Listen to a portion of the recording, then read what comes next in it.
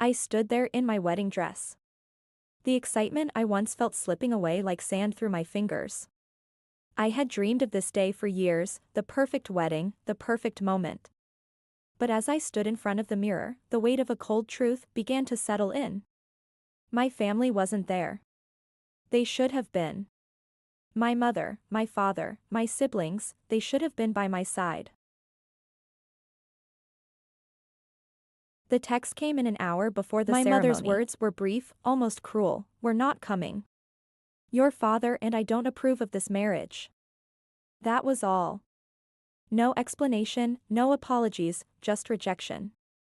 My heart shattered, the pain far deeper than any disappointment I'd ever known. My wedding continued without them. I walked down the aisle, fighting the tears that threatened to fall. I spoke my vows.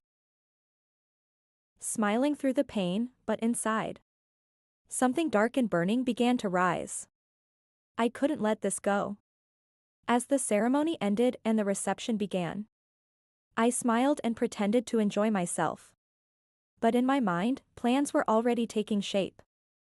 I would repay my family for their betrayal. First, I turned my attention to my brother, Lucas. He was the golden child. He had recently invested heavily in a risky business venture. I knew it had its flaws, but I also knew he believed it would make him a fortune. So, I tipped off the authorities anonymously, exposing some of the questionable practices within his company. It didn't destroy him, but it caused an investigation that would ruin his reputation and delay his success. The pain of being scrutinized and judged would make him feel helpless. Then, I focused on my younger sister, Mia. She had always been pampered, never truly understanding sacrifice. Mia was engaged to a man who came from old money. I couldn't let that perfect image stand. I found out about her fiancé's infidelities and shady business dealings and made sure the right people knew. The fallout was swift. Her engagement ended, and her image of a fairy tale marriage crumbled to dust. Lastly, I turned to my mother, the woman who had taught me that family was everything, yet left me alone on my wedding day without a second thought. I knew her weaknesses, and I wasn't afraid to expose them.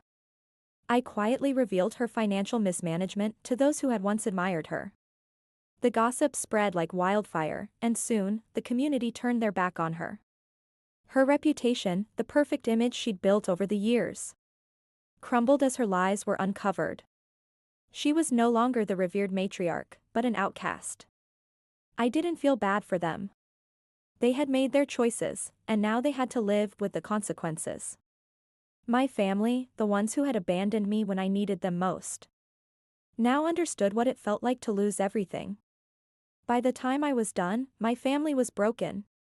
My siblings and mother struggled to rebuild their lives, their reputations forever tarnished. As for me, I walked away with a sense of satisfaction.